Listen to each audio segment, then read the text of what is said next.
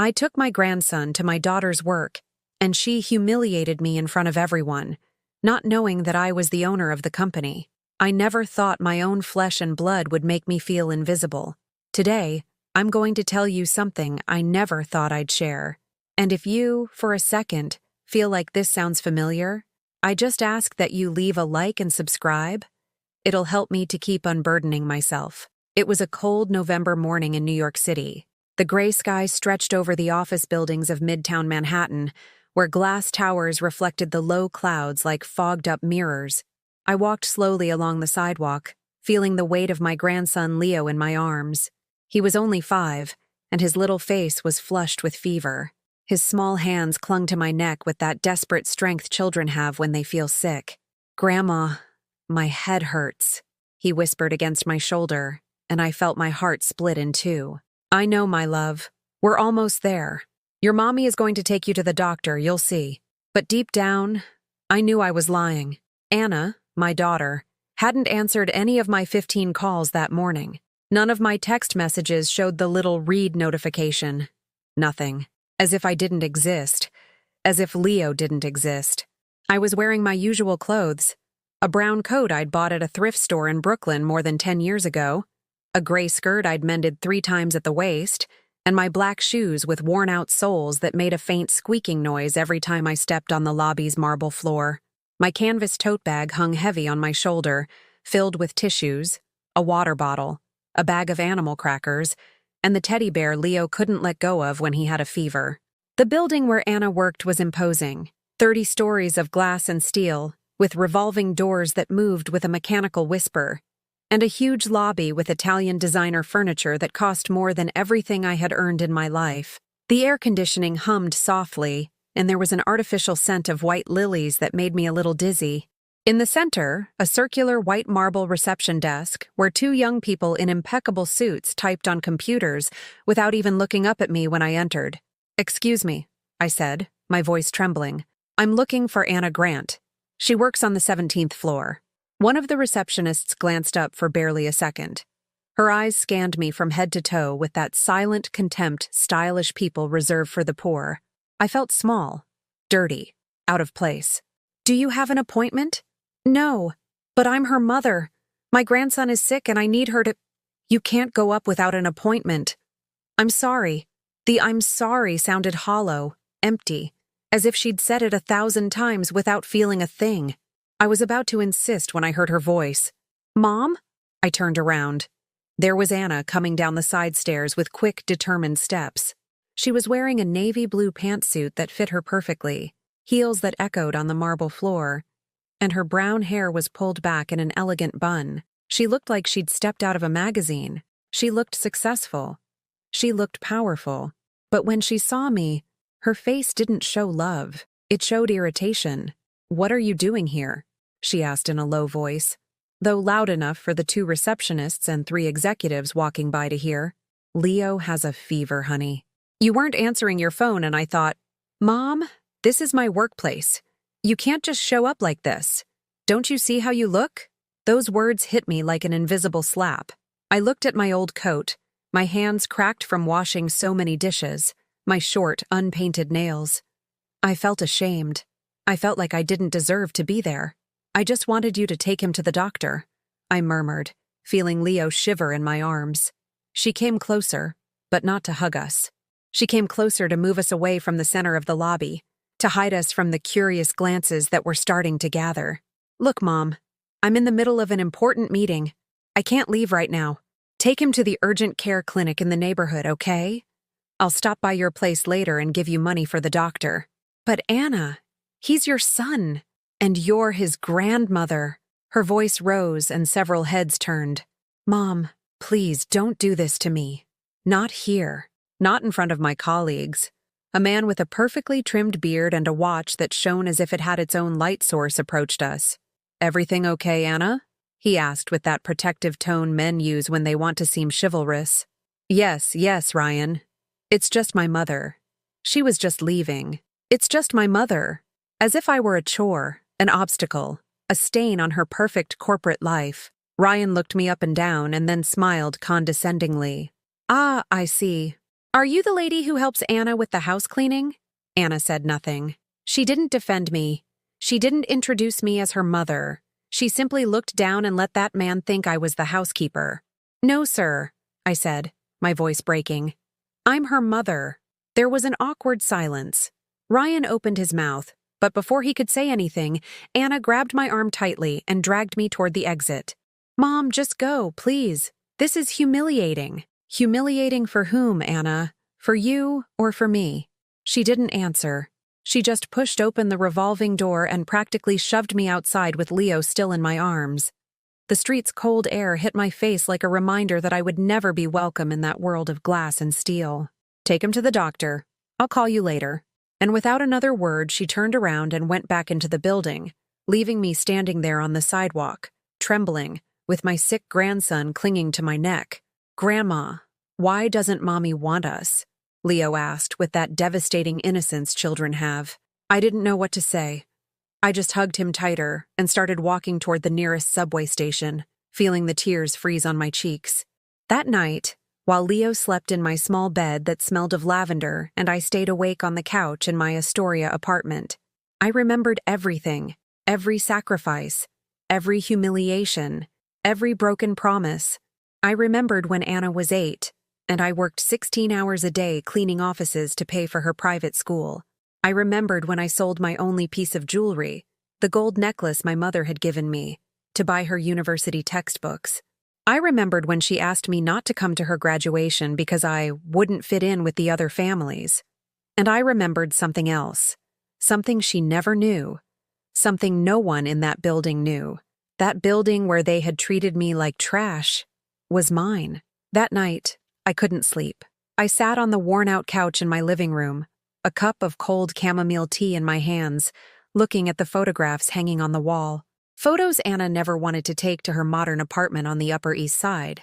Photos that, for her, represented a past she preferred to escape. There she was at 4, in a dress I had sewn myself from fabric scraps given to me by the neighborhood craft store. She was smiling, showing her baby teeth, hugging a mended stuffed animal I had rescued from a dumpster and washed for 3 days straight until it didn't smell bad anymore. That week, I had worked 14 hours a day scrubbing stairs in 5 different buildings in downtown Manhattan, going up and down with a swollen left knee, saving every coin in a glass jar so I could buy her new shoes before winter. Another photograph, Anna at 12, in her uniform from the private school, St. Teresa's Academy. That uniform had cost me the equivalent of a whole month's rent. I had to borrow money from my neighbor, Carol, promising to pay her back in 2 weeks. It took me 3 months. During that time, I ate only once a day, usually bread with butter and a little sugar, so Anna could have lentils, chicken, fresh fruit. I never told her. She never knew I lost 15 pounds that year while she grew up healthy and strong. And there, in the largest frame, her university graduation photo, a degree in business administration from NYU, black gown, cap, diploma in hand. I wasn't in the picture. She had asked me not to go to the ceremony. "Mom, it's a very formal event, and you don't have suitable clothes. Besides, a lot of important people will be there. I don't want you to feel uncomfortable."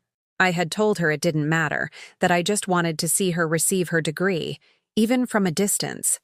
But she insisted so much, with that soft but firm voice she had learned to use to get what she wanted, that in the end, I stayed home. I sat on this very couch, with the television off, imagining what that moment would be like. I cried all afternoon. But the next day, when she arrived with the diploma, I smiled and told her how proud I was. I never told her how much her absence in that absence hurt me. I got up from the couch, my legs numb, and walked to my room. I opened the old wooden wardrobe I had inherited from my mother and took out a shoebox I kept on the top shelf, hidden behind the winter blankets. Inside were documents, yellowed papers, contracts, receipts, proof of a life Anna knew nothing about. 32 years ago, I worked cleaning offices in the same district where that glass building now stood. It was a neighborhood under construction then, full of cranes and workers, noise and dust. One night, while cleaning the office of an engineer named Mr. Medina, I found him sitting at his desk with his head in his hands, surrounded by blueprints and financial papers. "Are you all right, Mr. Medina?" I asked shyly, holding my mop. He looked up. His eyes were red, tired. "I'm ruined, Helen. I have the most brilliant project of my career, but no bank will finance me. They say it's too risky. They say I'm too old to start something new. I didn't know much about business, but I knew about hard work. I knew about starting from scratch. I knew about betting everything on a dream. How much money are we talking about?" I asked, not really sure why. $250,000 to start, a fortune I don't have. I owned a piece of land, a small plot upstate that I had inherited from my father. It was the only valuable thing I owned in the world. My plan had always been to build a small house there someday, when Anna was grown, when I could stop cleaning offices. A place where we could live without paying rent, with a yard for her to play in. But that night, looking into Mr. Medina's desperate eyes, I made a decision that would change my life forever. "I have some land," I said, my voice trembling. "I can sell it. But I have one condition." Mr. Medina looked at me, surprised. "What condition?" "That when the company is up and running, my daughter will have a place there, a future, so she can work in a decent job, something that won't break her back like mine, and that her name appears on some important paper. Not for me, for her." He agreed. We signed a private contract.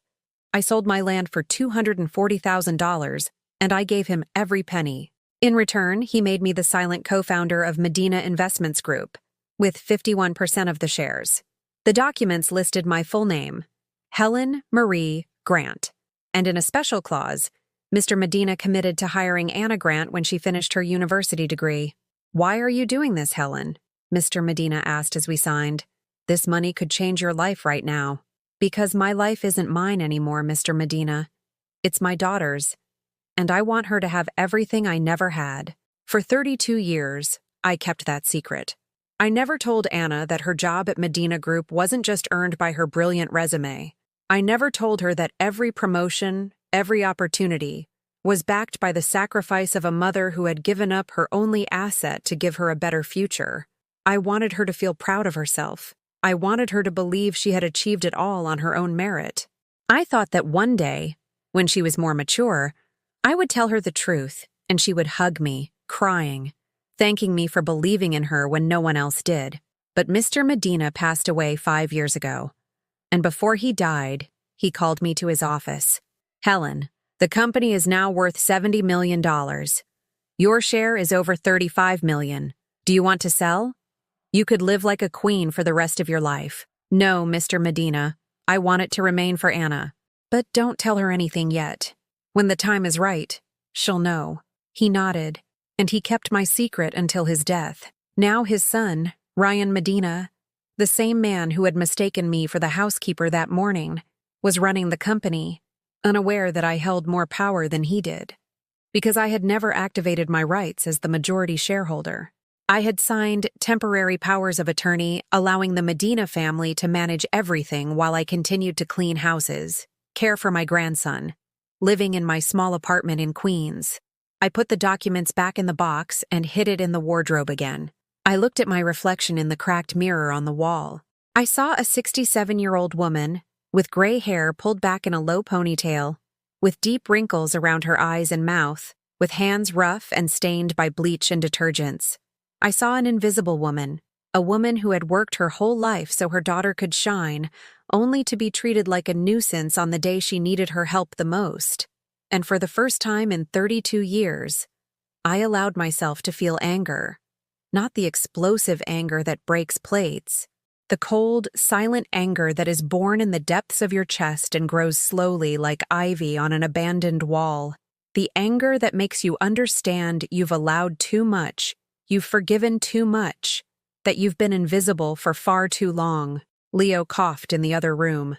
I hurried in and placed my hand on his forehead. He still had a fever. I gave him some water, sang him a soft lullaby, and stroked his hair until he fell back asleep. When I left the room, I looked at my phone. Anna hadn't called. She hadn't sent a single message asking how her son was. Nothing. I sat on the couch again and wrote a message I never sent. "Do you know how much I sacrificed for you? Do Do you know that the building where you work exists because I sold my future? Do you know you could lose everything if I wanted to? But I didn't send it. Not yet. Because there was something worse than the humiliation of that morning. Something that had been eating at me from the inside for years. The fact that I had allowed my daughter to treat me this way, that I had never said enough, that I had normalized her contempt because I believed a mother's love had no limits or conditions. But that night, something inside me broke, and I knew that nothing would ever be the same. The next few days passed in a strange haze. I continued to care for Leo, who was slowly recovering from his fever. I kept cleaning my apartment, cooking lentil soup, folding the clothes from the line on the fire escape, but something inside me had changed. Every time I looked at my phone and saw that Anna wasn't calling, wasn't asking about her son, wasn't apologizing, that something grew. One afternoon, while peeling potatoes in the kitchen, the phone rang. It was her. "Mom, I need you to do me a favor." Not hello, not how's Leo? Straight to the favor. "Go on," I replied, keeping my voice neutral. "I have an important client dinner on Friday. I need you to stay with Leo late. Maybe until 2 in the morning. Can you do that?" Something inside me wanted to scream. Wanted to tell her that after publicly humiliating me, after not calling for 4 days to ask about her sick son, she had no right to ask me for anything. But habit was stronger than anger. "Of course, honey. Bring him over whenever you want." "Perfect. I'll leave $100 on the table for you to buy him whatever he needs." "Oh, and Mom? Can you not call me at work? It looks bad for my mother to be calling me all the time. People think I'm immature." She hung up before I could answer. I stood there, knife in hand and a half-peeled potato, feeling tears burning my eyes. But I didn't cry. I had no tears left for her. Friday came with rain. Anna showed up at 7 in the evening with a sleeping Leo in her arms. She came in without a greeting, laid the boy on the couch, took 5 $20 bills from her purse, and placed them on the kitchen table. "There you go. If you need more, let me know. But try not to let him spend too much on junk, okay?" "Junk?" I asked, unable to stop myself. "You know, candy. Cheap toys that break the next day. He has enough stuff." I looked at her. She was wearing a tight black dress, sky-high heels, her hair down in perfect waves that probably cost her $100 at the salon. She smelled of an expensive perfume that made me a little dizzy. She looked like a magazine executive. She looked successful, elegant, important, but she didn't look like a mother. "Anna, when was the last time you read him a bedtime story?" She sighed with impatience, as if I'd asked the most absurd question in the world. "Mom, don't start. I'm busy." "He's fine with you. In fact, he prefers being here than at home." "And that doesn't tell you anything?" "It tells me he's lucky to have an available grandmother." "Anything else?" "Because I'm running late." I wanted to say so many things. I wanted to scream that a 5-year-old boy shouldn't prefer his grandmother because his mother is never around. I wanted to ask when she stopped being the little girl who hugged me crying when she had nightmares and became this cold woman who treated me like her employee. But I just shook my head. "Nothing else. You go on." She left without saying goodbye to Leo. Without a kiss. Without a hug. She just closed the door and her heels echoed down the stairs until they disappeared into the rainy night. Leo woke up an hour later. His eyes were puffy, and he immediately looked for me. "Where's Mommy?" "She had to work, my love. But you're with me. Want me to make you some hot chocolate?" He nodded, but I saw the sadness on his little face. The sadness that children shouldn't know. The resignation of knowing that Mommy always has something more important to do. While I heated the milk on the old stove that took forever, Leo sat at the kitchen table and started drawing on a piece of paper I'd given him. I watched him in silence. He drew a house with 2 windows and a red door. Inside the house, 2 figures, a big one and a small one. "Who are they?" I asked, pointing to the drawing. "You and me, Grandma. We live together in your house." "And Mommy?" He shrugged. "Mommy lives in another drawing." My heart broke into 1,000 pieces. I poured the hot chocolate into his favorite mug, the one with a teddy bear on it, and we sat together on the couch. We put on a cartoon movie, but he fell asleep within 10 minutes, snuggled against my side, breathing softly and deeply. I watched him sleep and thought of Anna, of the baby she had been, Of the little girl who told me I love you 5 times a day. Of the teenager who asked for my advice on everything. When had our connection broken? When had I stopped being her mother and become her servant? I remembered the day she met Jason, Leo's father. I hadn't trusted him from the start. He had that arrogance of men born into money who think it makes them superior. He treated waiters with contempt. He talked about his kind of people and other people as if humanity were divided into value categories. Mom, Jason is a lawyer. He makes a ton of money, and he loves me. Aren't you happy for me? I'd be happy if he treated you with respect, honey. He treats me perfectly. It's just that he comes from a different world. You don't get it because you've never been at that level. That level. As if I lived in a basement and they in a penthouse. As if my life of sacrifice was worth less than their life of inherited privilege. They got married in a small ceremony to which I was also not invited. It's just that Jason wants something intimate, Mom. Just close family and important friends. You wouldn't fit in with the vibe. That time I did cry. I cried for days. But when Leo was born, I thought everything would change. I thought motherhood would make her more compassionate, more human, more like the girl she had been. I was wrong. Jason left her when Leo was 2. He ran off with his secretary to live in Chicago. He stopped paying child support after 6 months. Anna had to work twice as hard to maintain her lifestyle, the lifestyle she had learned to value more than people, and I became the free babysitter, the one who cleaned her house when she didn't have time, the one who paid for the pediatrician when she ran out of money at the end of the month, the one who raised her son while she built her career. But she never thanked me. She never said, Mom, I don't know what I'd do without you. She never acknowledged me as anything more than a convenience. It was 2 a.m. when I heard the key in the lock. Anna stumbled in, smelling of red wine and other people's laughter. She looked at Leo asleep on the couch, and then at me. Still awake, Mom? I was waiting for you. You said you'd be here at 2. Yeah, well, things ran late. She took out her wallet and gave me 2 more $20 bills. Here, for the overtime. I stared at the bills in my hand. $40. The price of 4 hours of watching my grandson. The price of my time. The price of my love. Anna, I don't want your money. She looked at me, confused, as if I had spoken in another language. What do you mean? Mom, it's only fair. I've kept you here late. What would be fair is if you spent time with your son. If you put him to bed, if you read him a story, if you knew what his favorite movie is or what scares him at night. Oh, Mom, don't start with your drama. I'm tired.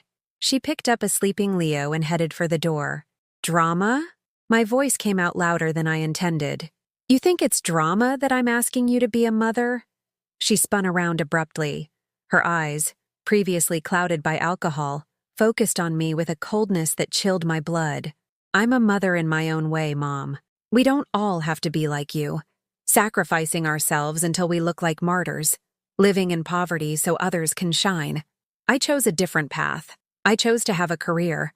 I chose to give my son a better future than the one you gave me. Those words hit me like punches.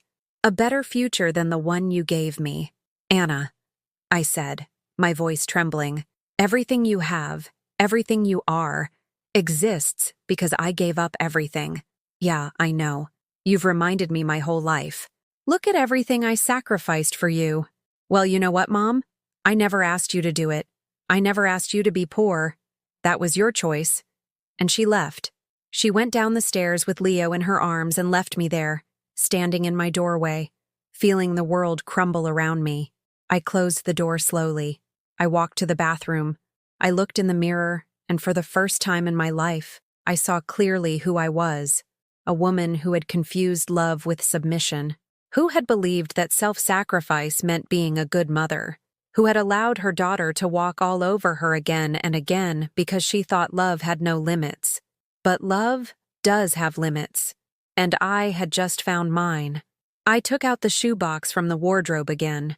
I took out all the documents. I spread them on the kitchen table, contracts, deeds, share certificates, irrefutable proof that I was the owner of everything Anna was so proud of. And I made a decision. It was time for the world to know who Helen Marie Grant was. The next day, Saturday morning, I called the law firm that had handled Mr. Medina's affairs.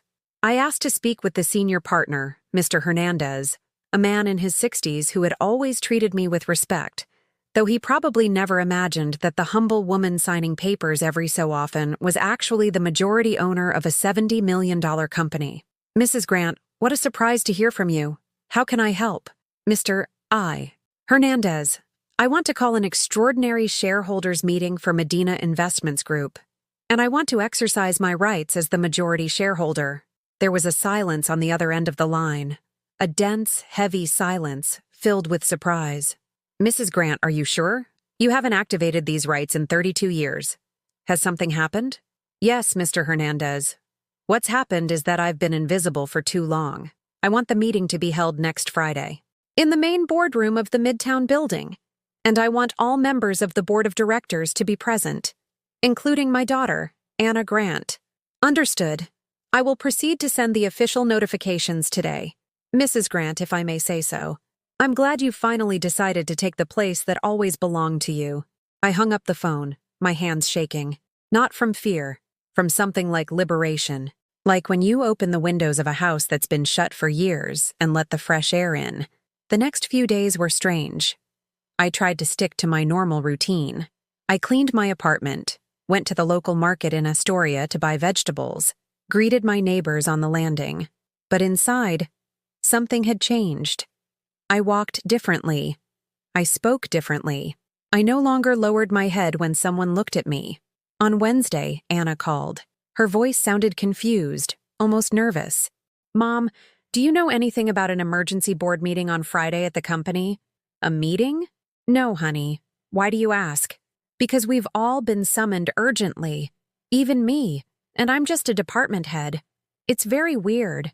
Usually only the Medinas call these things. Ryan is furious because no one will tell him what it's about.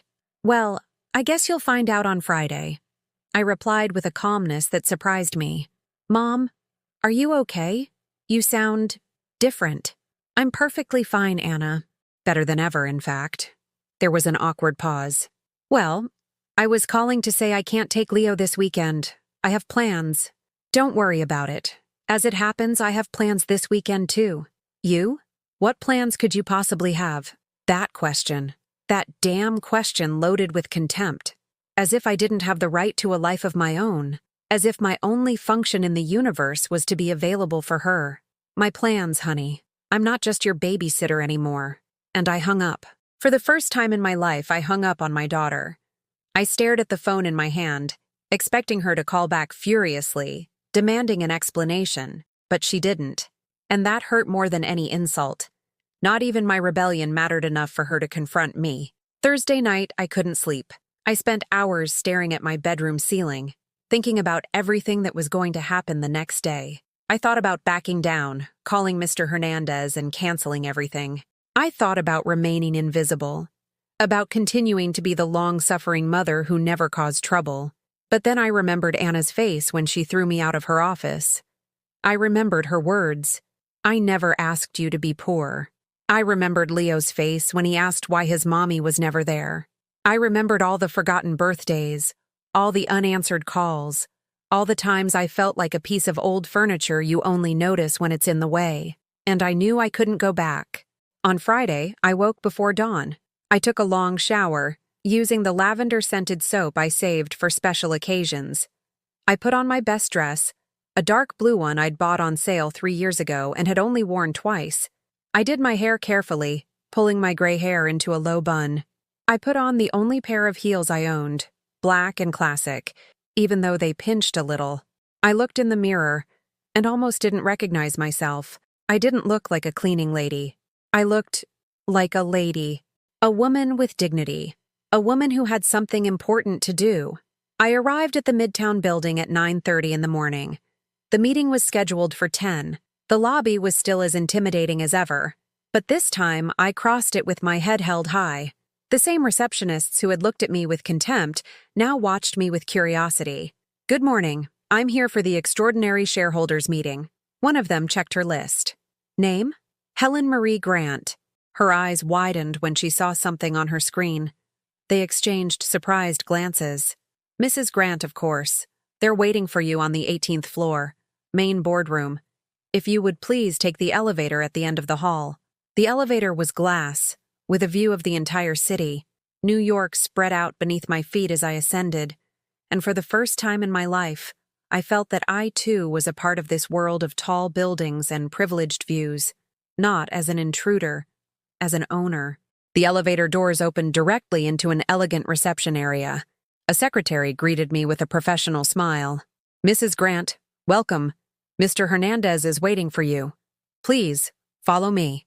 She led me down a hallway decorated with modern art and exotic plants to a solid wooden door. She opened it and showed me in. The boardroom was enormous.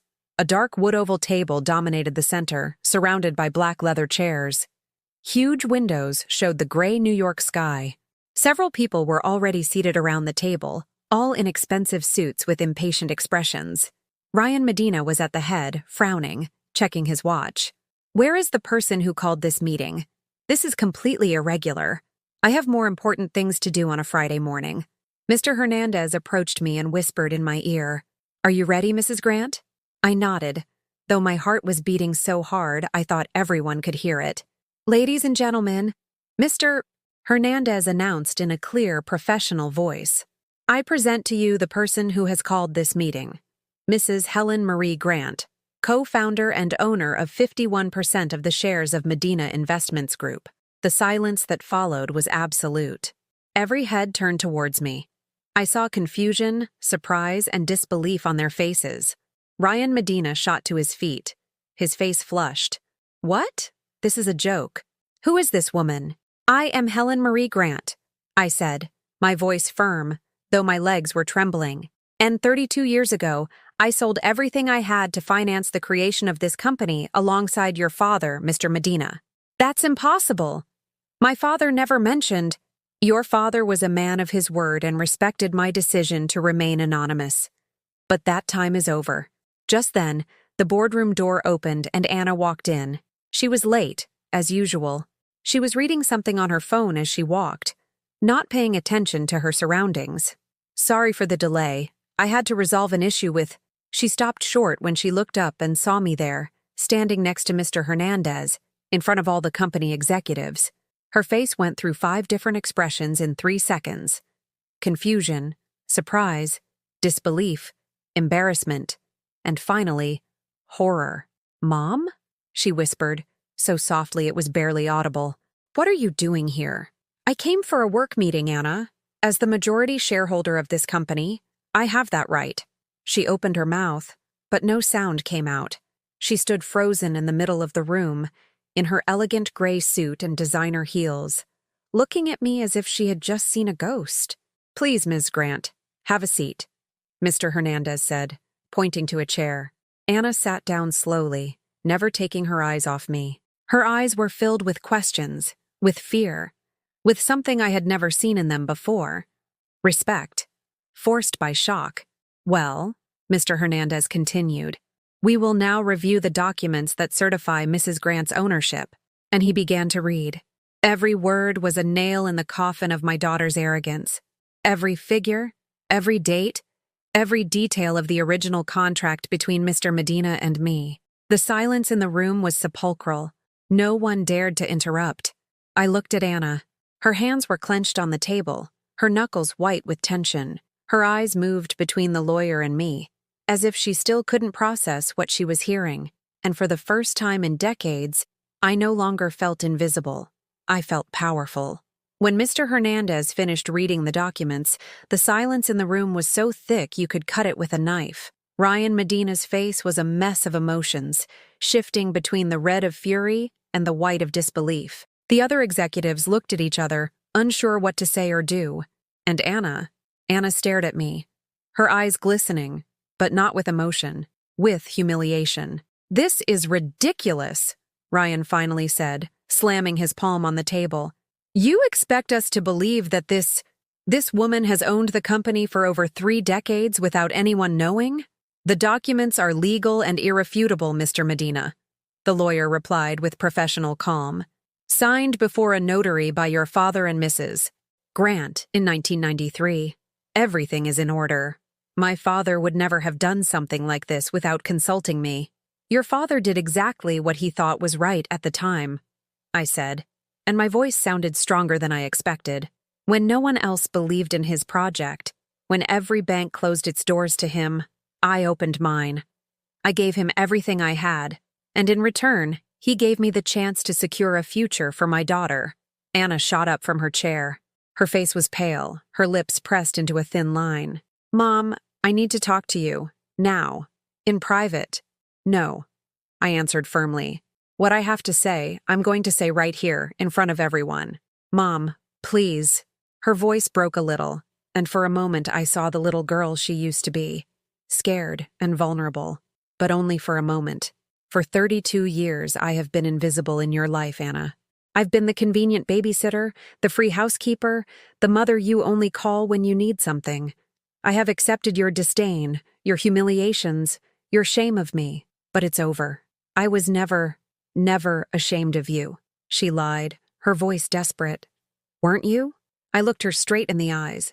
Then tell me, why wasn't I invited to your graduation? Why didn't I go to your wedding? Why last week, when I came here with your sick son looking for your help? Did you throw me out of the building like I was an annoying beggar? Murmurs began to ripple through the room. Some executives looked away, uncomfortable. Others watched us with the morbid curiosity that other people's drama inspires. There were reasons for all of that, Mom. Reasons you don't understand, because you don't know this world. You're right. I don't know the world where you look down on the person who gave you life. I don't know the world where you abandon a 5-year-old child to go to business dinners. I don't know the world where money is worth more than respect. And I'm glad I don't. Anna sank back into her chair, her hands covering her face. Her shoulders trembled slightly. Part of me wanted to get up, hug her, tell her everything would be okay. But that part was the old Helen. The new Helen knew there was a time for compassion and a time for justice. And this was the time for justice. Mrs. Grant, intervened an older woman sitting across the table, the CFO according to the nameplates. What is your intention in activating your rights after so long? Do you plan to sell your shares? Dissolve the company? No, I replied. I'm not selling anything, and I'm not dissolving anything. This company was built with my sacrifice as much as with Mr. Medina's talent. But what I am going to do is exercise my vote in important decisions. And I'm going to make sure that every employee in this company is treated with dignity and respect, regardless of their position or background. Ryan let out a bitter laugh. How touching. The cleaning lady turned labor rights activist. Yes, I said without blinking. The cleaning lady who is your boss. And I suggest you change your tone if you want to keep your job. The color drained from his face. He opened his mouth to retort, but Mr. Hernandez cut him off. Mr. Medina, I remind you that Mrs. Grant holds 51% of the shares. Legally, she has decision-making power over any appointment or dismissal in this company, including yours. The room fell into absolute silence. I could feel everyone's eyes on me, recalculating who I was, what I represented, what power I truly held. I was no longer the invisible woman in the worn coat. I was Helen Marie Grant, majority owner of Medina Investments Group. Anna lifted her head. Her eyes were red, but she was no longer crying. She now looked at me with a mixture of anger and fear I had never seen on her face before. And what are you going to do to me, Mom? She asked, her voice trembling. Are you going to fire me too? Are you going to ruin my career to teach me a lesson? Her question hurt more than I expected. Because in her mind, I was capable of that. In her mind, I would seek revenge. She didn't understand that all I had ever wanted was her love and respect. I'm not going to fire you, Anna. You're good at your job. You deserve your position. But what I am going to do is stop being available every time you need me. I'm going to stop being your nanny, your housekeeper, your personal bank. I'm going to stop being invisible. So what? You're going to abandon Leo? You're going to punish him for my mistakes? That accusation cut through me like a knife. She knew exactly what to do. She knew how to manipulate me using my grandson as a shield. But this time, it wasn't going to work. Leo will always be welcome in my home when his mother can't take care of him because she's working. but not when his mother chooses not to take care of him because she'd rather go out with friends or attend business dinners that could be postponed. You're going to have to learn to prioritize, honey, and you're going to have to learn to do it without using me as your safety net. Anna closed her eyes. A single tear rolled down her cheek, but she said nothing more. Ladies and gentlemen, I said, addressing the rest of the room, I want to make one thing clear. I haven't come here to destroy what Mr. Medina and I built. I've come to ensure this company operates with the right values: respect, dignity, justice. And if anyone in this room has a problem with that, you can submit your resignation right now. No one moved. No one spoke. There was only silence and lowered gazes. Perfect. Then this meeting is adjourned. I expect that by the next quarterly meeting, we will all have understood how things are going to be from now on. I rose from my chair, picked up my worn canvas bag, and walked towards the door with my head held high. Just before leaving, I turned one last time to Anna. And one more thing, honey. The next time you see me in this building, I expect you to greet me as what I am, your mother, and the owner of the company where you work. I left the room feeling all eyes on my back. The hallway seemed longer than I remembered. My shoes echoed against the marble floor, and each step was a small victory. I had spent my entire life walking in silence, trying not to disturb, not to take up space. But that day, my steps resonated, and I liked the sound. As I reached the elevator, I heard hurried footsteps behind me. It was Anna. She was running clumsily in her high heels, her mascara smudged and her makeup ruined. Mom, wait! The elevator doors opened. I stepped inside and pressed the button for the ground floor. She reached it just in time, sticking her hand between the doors to stop them from closing. Why? She asked, her voice broken. Why didn't you ever tell me? Why did you let me grow up thinking I had achieved everything on my own? Because I wanted you to be proud of yourself, Anna. Because I wanted you to believe in your own merit. But most of all, because I hoped that one day, when you were mature enough, you would look at me and see everything I had sacrificed for you, and that you would thank me for it. I didn't know. You didn't want to know. That's different. The doors began to close again. This time I didn't stop them, and she didn't try to.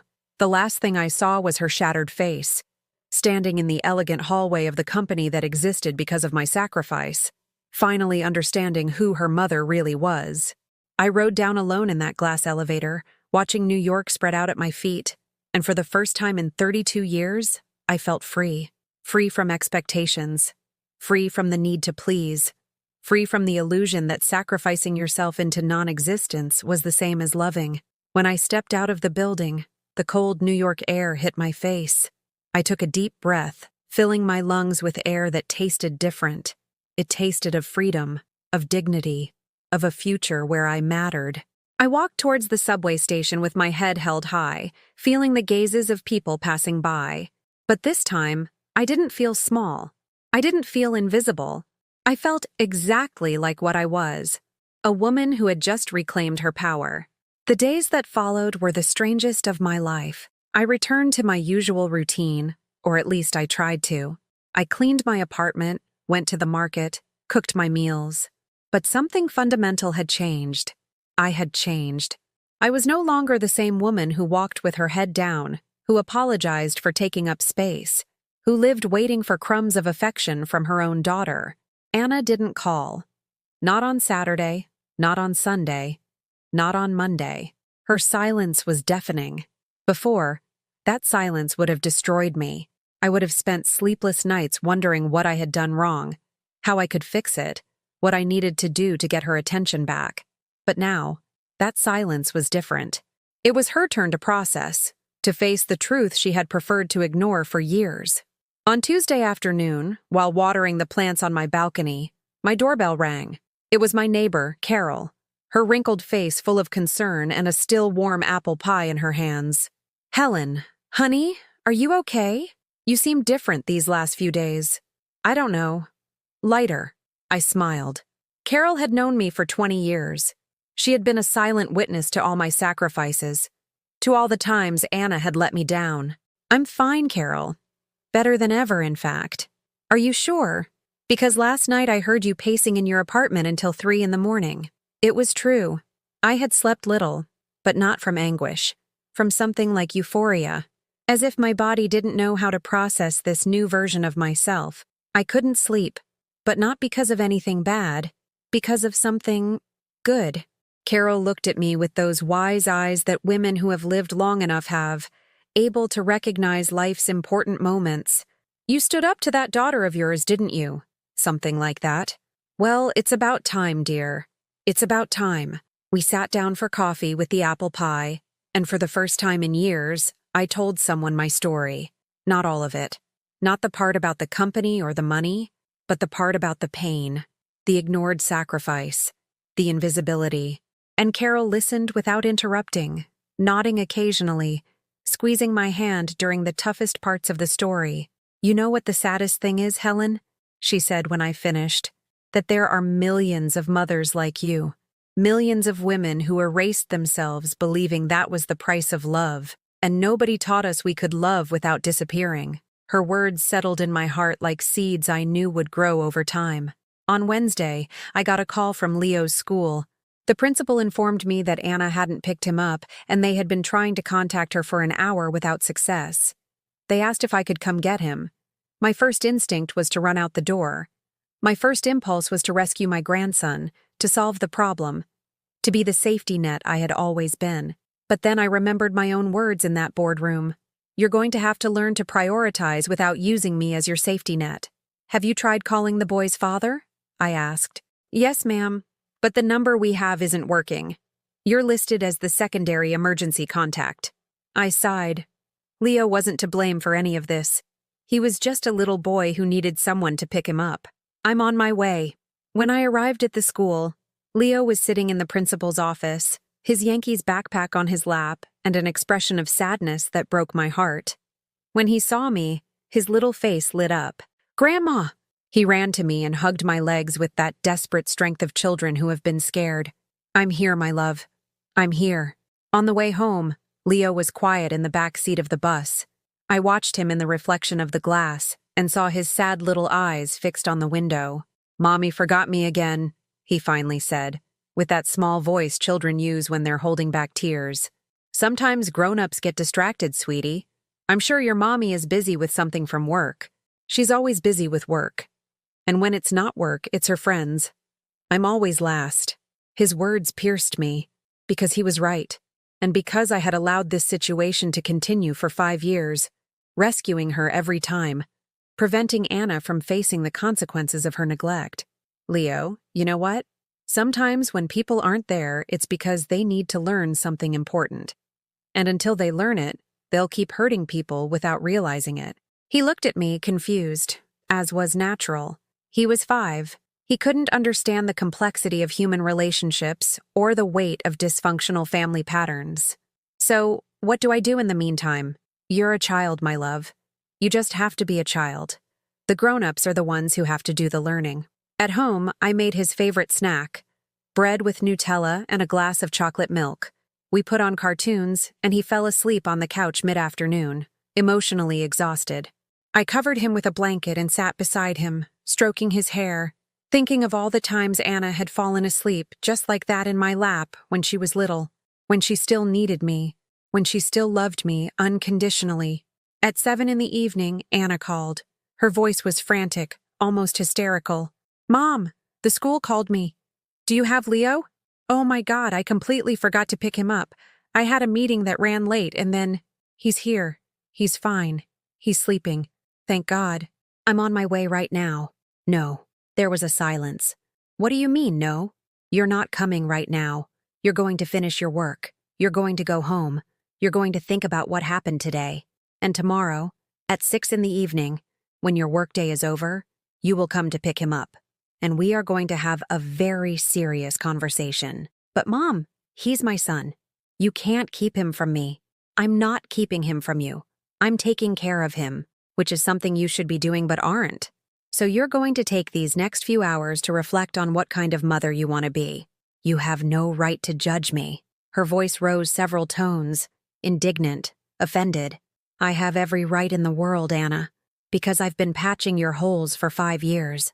Because I've been raising your son while you chase a success you think will make you happy, but is only emptying you from the inside. Because I'm your mother and I love you, but I will no longer allow you to hurt my grandson with your neglect. I'm not negligent.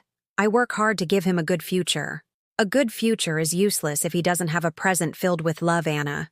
Tomorrow at 6. Not before. And I hung up. Again. I was getting used to hanging up on her, and that should have worried me, but instead, it made me feel powerful. That night, Leo and I had dinner together. I made homemade mac and cheese, a recipe I learned from my mother, and he ate it like it was the finest meal in the world.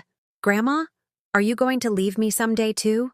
The question came out of nowhere, in the middle of dinner, and it took my breath away. Why would you ask that, my love? Because Mommy says you're being difficult, that you don't help her like you used to, that you've become selfish. I felt the anger rise in my throat. Selfish? I was selfish for finally setting boundaries? For finally demanding respect?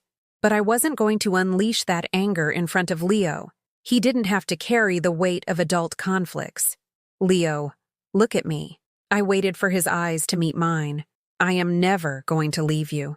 Never. But I am going to teach your mommy that loving someone doesn't mean disappearing. Do you understand? He shook his head. He didn't understand. He was too little. That's okay.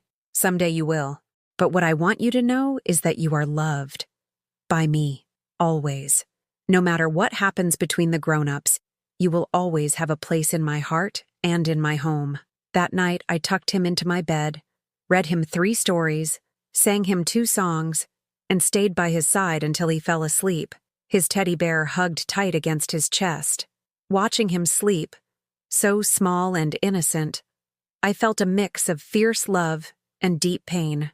Anna had everything this child needed, and she wasn't seeing it. She had a son who adored her, who only wanted her time, her attention, her love, but she was so obsessed with proving her worth in a corporate world that she was missing the only thing that truly mattered. And I couldn't save her from that blindness. I could only protect Leo from its consequences. I sat on the couch with a cup of chamomile tea and opened a drawer where I kept an old notebook I'd bought years ago, intending to write my memoirs but had never used. That night, in the light of the floor lamp I had inherited from my mother, I began to write. I wrote about sacrifice and love, about invisibility and awakening, about how for 32 years I had believed that to love meant to erase myself, and how I had finally understood that it wasn't love. It was fear. Fear of being abandoned. Fear of not being enough. Fear that if I stopped giving, they would stop loving me. And I wrote about freedom. That new and terrifying freedom of saying no, of setting boundaries, of knowing I deserved respect, not because I had bought a company or because I had financial power, but simply because I was a human being with dignity. I wrote until my fingers ached and my eyes were heavy with sleep. And when I finally went to sleep, on the couch because Leo was in my bed, I slept deeply. No nightmares, no anxiety, just the restorative sleep of someone who had finally started living her own life. The next day, Thursday morning, I woke up with a mental clarity I hadn't felt in years. Leo was still asleep, snuggled under the blanket with his angelic face. I took a long shower, got dressed calmly, and while making breakfast, I found myself humming a song my mother used to sing when I was a child. I walked Leo to school. The November air was crisp, but not unpleasant, and he jumped on the dry leaves that covered the sidewalk, making that crunching sound that kids love so much. At the school gate, he hugged me tight before going in. "Grandma, is Mommy picking me up today?" "Yes, my love. Your mommy is picking you up today. What if she forgets again?" "She won't forget. I promise." I didn't know if Anna would follow through, but I would be there to make sure. Not to rescue her. To uphold the consequences if she failed. On the way home, I stopped at a neighborhood coffee shop I'd never entered before. It had always seemed too expensive, too chic for someone like me. But that day I walked in with my head held high, ordered a latte and a slice of avocado toast, and sat by the window to watch the world go by. There were other women my age in the coffee shop. Some were reading the paper. Others were chatting animatedly. A woman with dyed blonde hair was reading a novel with a glossy cover.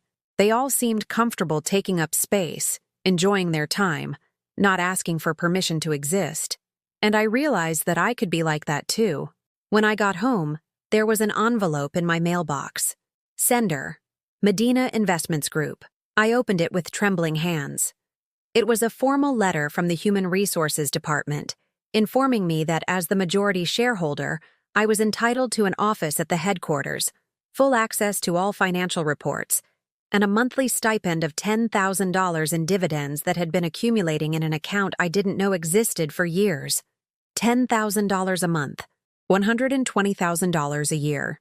And according to the attached document, there was over $1 million accumulated in that account that I had never touched. I sat on the couch, the paper shaking in my hands. For 32 years, I had lived on the bare minimum, scrubbing floors, stretching every dollar, buying clothes on sale and eating the cheapest food possible.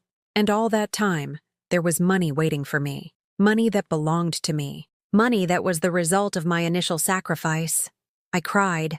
Not from sadness, but from a strange mixture of liberation and fury. Fury at myself for having been so blind, for not having informed myself, for having assumed I didn't deserve more than what I had. But I also cried with relief, because it meant my future no longer depended on anyone, that I could take care of Leo without financial anxiety, that I could help who I wanted to help, that finally, after a lifetime of scarcity, I had financial freedom. That afternoon, at 5:30, I was at Leo's school gate. Anna arrived at 5:50, running in her heels, her hair disheveled and her breath short. She saw me waiting, and her expression was one of relief and shame in equal parts. "I made it on time?" she said, almost as if expecting applause. "You made it. That's a start." Leo came out of school with the other children. When he saw his mother, his little face showed genuine surprise, as if he hadn't expected to see her there. He ran to her, and Anna hugged him, but it was a clumsy, awkward hug. The hug of someone not used to that kind of physical contact with her own child. "Mommy, you came," Leo said, and there was more surprise than joy in his voice, which said it all. "Of course I came, sweetie. I always come." Well, almost always. The 3 generations of us stood there on the sidewalk, while other parents picked up their children and left. The silence between Anna and me was thick, heavy with everything we hadn't said, with everything that needed to be said. "Can we talk?" she finally asked, her voice small. "Yes, but not here. Let's go to my place." On the way to my apartment, Leo walked between us, holding both our hands. Anna walked in silence, looking at the ground, and I looked straight ahead with a calmness that surprised me. I no longer felt the need to fill the awkward silences. I no longer felt the obligation to make her feel comfortable. At home, I made a snack for Leo and set him up in my room with the tablet and his headphones. We needed privacy for what was coming. Anna and I sat at the kitchen table, the same table where we had shared thousands of meals, conversations, everyday moments that now seemed to belong to another life. I made 2 cups of tea and sat across from her. "Mom, she began, but her voice broke. "Let me speak first," I said firmly but without harshness. "I've been waiting 32 years for the right moment to say certain things, and that moment is now." She nodded, her eyes already shining with unshed tears. "When I sold my land to finance that company, I didn't do it for money. I did it because I believed your future was worth more than my present. Because I wanted you to have opportunities I never had. Because I dreamed that one day you could work at a decent job, something that would give you stability and pride." "Mom, I didn't know—" "Let me finish. I didn't do it expecting eternal gratitude or blind devotion. I did it because that's how you love. But somewhere along the way, Anna, you stopped seeing me as your mother and started seeing me as your employee, as your resource, as a convenience you could use and discard according to your schedule." She opened her mouth to protest, but I raised my hand. "And I let you. That's my mistake. I let you treat me that way because I believed that if I stopped giving you everything, you would stop loving me. I was so afraid of losing you that I lost myself, but that's over." The tears began to roll down her cheeks, but I didn't interrupt her. She needed to hear this as much as I needed to say it. "I will not be your free babysitter anymore. I will not clean your house. I will not lend you money you never pay back. I will not be available every time you need me if you are never available when I need you. Leo is your son, not mine. And if you want to be his mother, you're going to have to sacrifice some of those business dinners, some of those meetings, some of those commitments you think are more important than he is. But Mom, your job won't hug you when you're old, Anna. Your job won't remember you with love when you're gone. Your son will, but only if you start being present in his life now. She covered her face with her hands and sobbed. A deep, visceral cry from someone who was finally facing truths she had avoided for years. I don't know how, Mom. I don't know how to be the mother he needs. I'm so afraid of failing, of not being enough, of being judged. And you think I knew how? My voice softened a little. No mother is born knowing. We all learn by doing, but the difference is that some of us choose to put our children first, and others put our pride and our careers first. I love Leo, I swear. I love him with all my heart. Then show him. Because love that isn't shown is like a plant without water. It withers and dies. And that little boy is already starting to wither, Anna. He's already starting to believe he's not important enough for you. Is that what you want? No. God, no. She wiped her tears with the back of her hand. What can I do? Tell me what to do, and I'll do it. I can't tell you what to do. That's something you have to figure out for yourself. But what I can tell you is this.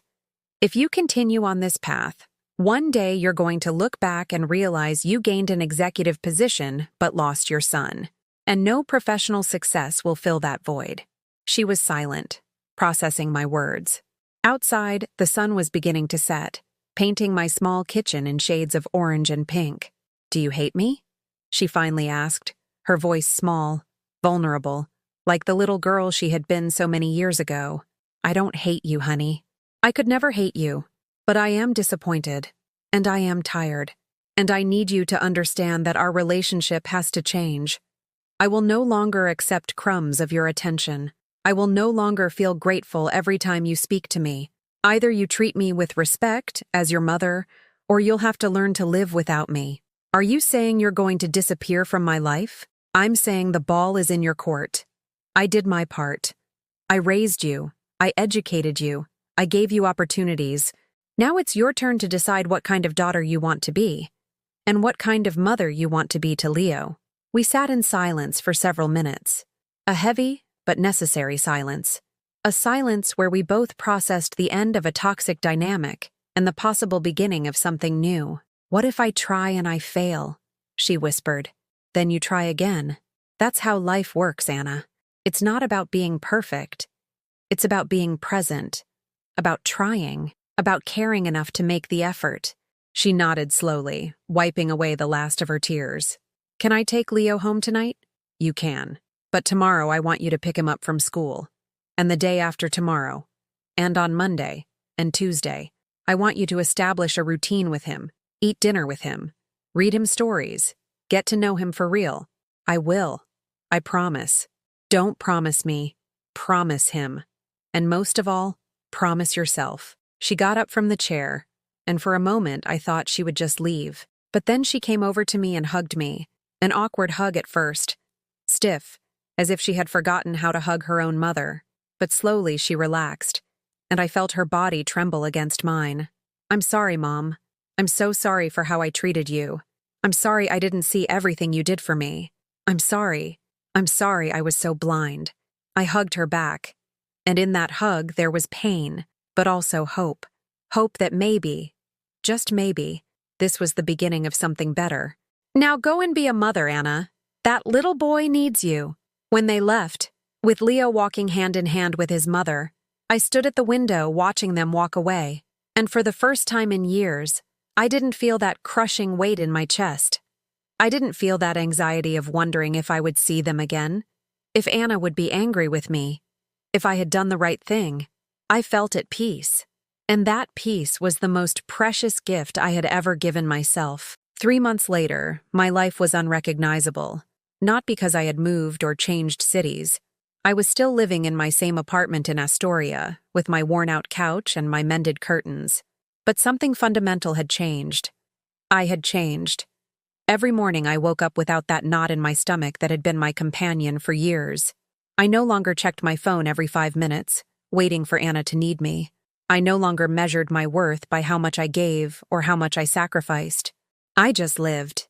And living, I discovered, was much more beautiful when you did it for yourself. I had started taking a painting class at the local community center. Watercolors.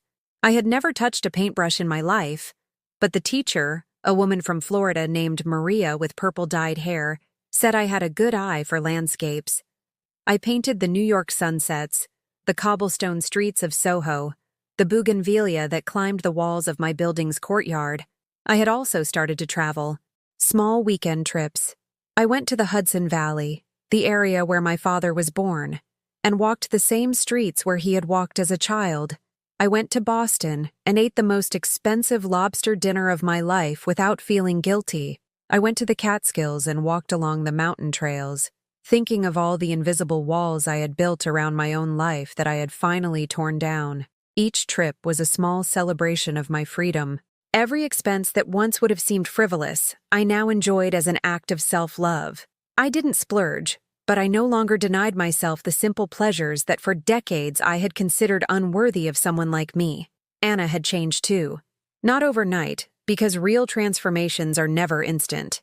But little by little, with stumbles and setbacks, she was learning to be a mother. She now picked Leo up from school 3 days a week.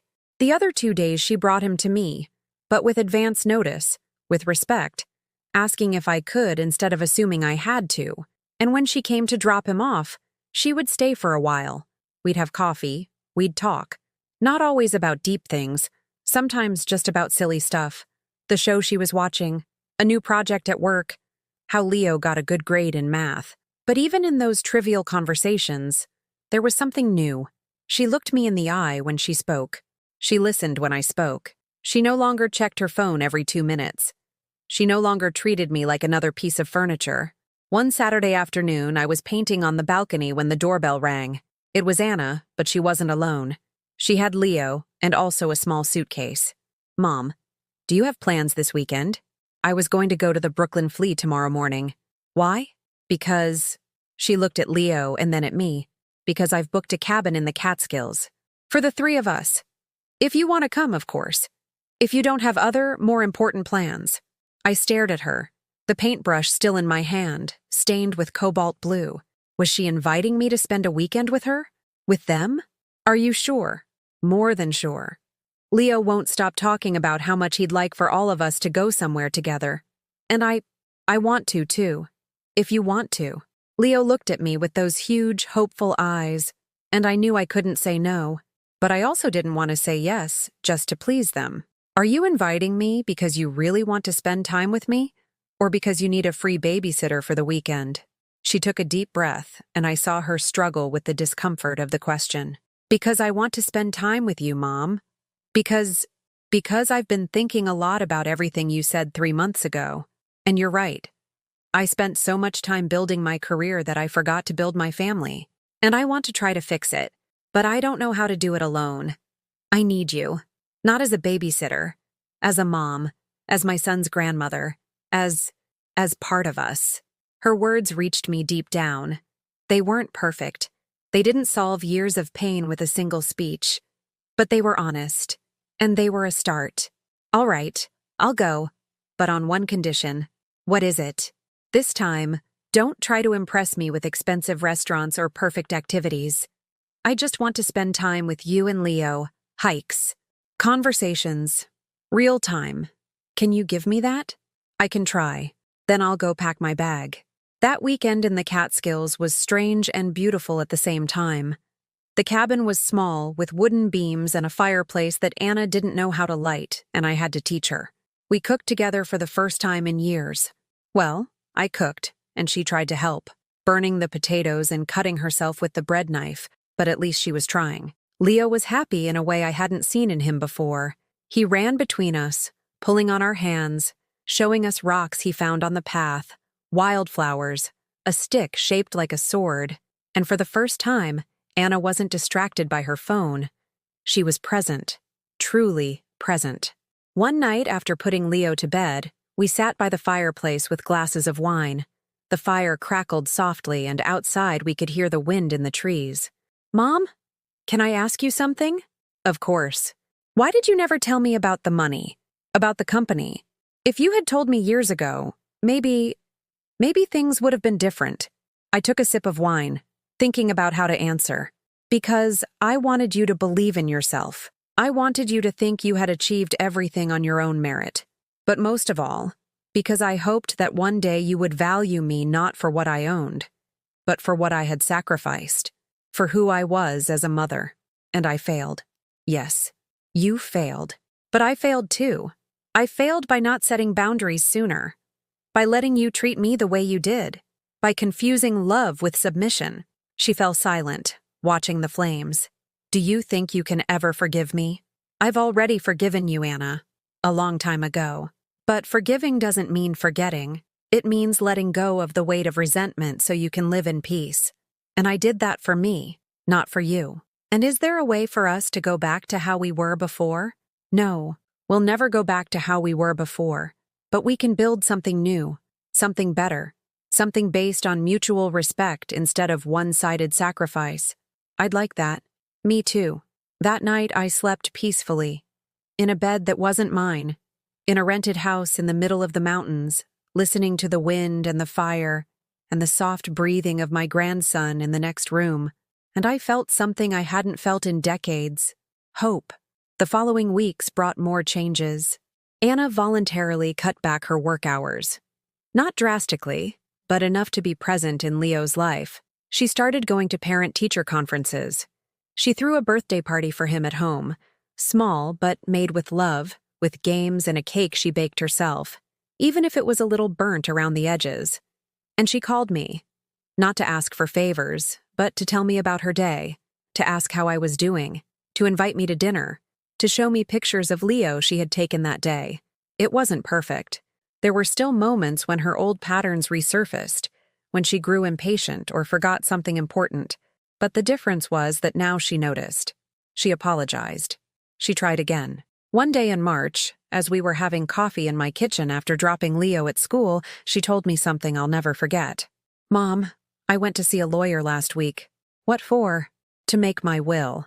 And I've put it in writing that if anything happens to me, you get custody of Leo. Not Jason, not my friends. You. Because I finally understood that you're the only person who loves him unconditionally, who really knows him, who would do anything for him. My eyes filled with tears. Not of sadness, but of something deep and complex that had no name. Thank you for telling me that. And there's something else. I've been going to therapy for 2 months now. I didn't want to at first. I thought it was for weak people. But after everything that happened, I realized I wasn't okay. That I had to work on myself if I wanted to be a better mother, a better daughter. I'm so happy to hear that, Anna. I really am. The therapist made me see something. She made me see that this whole time I was trying to prove to the world that I was worth something because deep down, I felt less than. I felt like the poor kid who grew up in a working-class neighborhood, and I believed that if I got enough success, enough money, enough status, no one would see where I came from. But in the process, I rejected the only real thing I had: my family. You. We all carry wounds, honey. The important thing is to acknowledge them and work on them. Do you go to therapy too? I laughed. No, but I go to painting classes, I travel, I write in my journal. I guess everyone finds their own way to heal. We sat in silence, a comfortable silence this time. As we finished our coffee and the morning sun streamed through the window of my little kitchen. Mom, you know what I've discovered? What? That being a daughter is harder than I thought. And being a mother is even harder. But having a mother like you, that's a gift I didn't know how to appreciate for a long time. I squeezed her hand across the table, and she squeezed mine back. And in that simple gesture, in that wordless physical contact, something new was sealed between us. Not the end of the story, because human relationships are never finished being written as long as both people are alive and willing. But it was the end of a painful chapter, and the beginning of a new one. A chapter where I was no longer invisible. A chapter where she was no longer blind. A chapter where we were both, finally, learning how to truly love each other.